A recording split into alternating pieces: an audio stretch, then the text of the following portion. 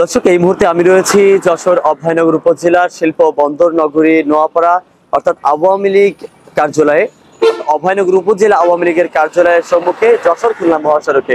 দর্শক, 5 তারিখের পর প্রথম ডাকা লকডাউন কর্মসূচির যে প্রভাব কেমন পড়েছে সেই বিষয়টা আসলে আমরা দেখার চেষ্টা করছি।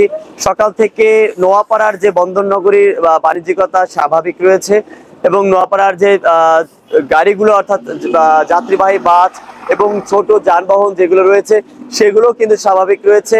এবং আওয়ামী লীগের যে আজকে ঢাকা নিষিদ্ধ ঘোষিত যে কার্যক্রম, তেমন কোনো কার্যক্রমের চোখে আমাদের পড়েনি। তবে জাতীয়তাবাদী দল বিএনপির বেশ কয়েকটি আমরা মিছিল দেখেছি।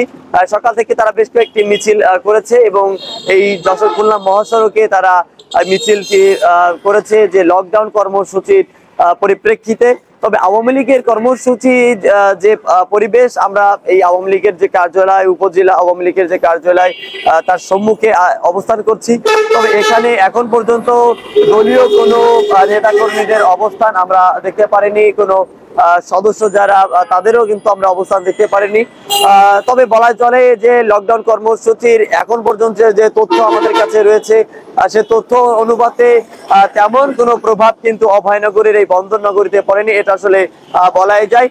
তবে লকডাউনের যে বাকি যে সময়টুকু রয়েছে সেই সময়টুকুতে আওয়ামী লীগের কোনো কার্যক্রম হবে কিনা সেটা এখনো কিন্তু স্পষ্ট নয়।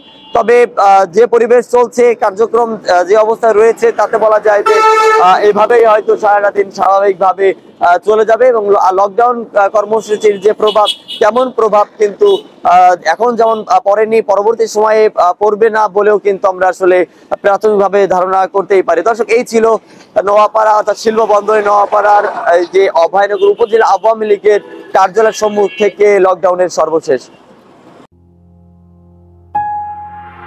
গাংচিল টিভি, সত্য প্রকাশে অনুসন্ধানী চোখ।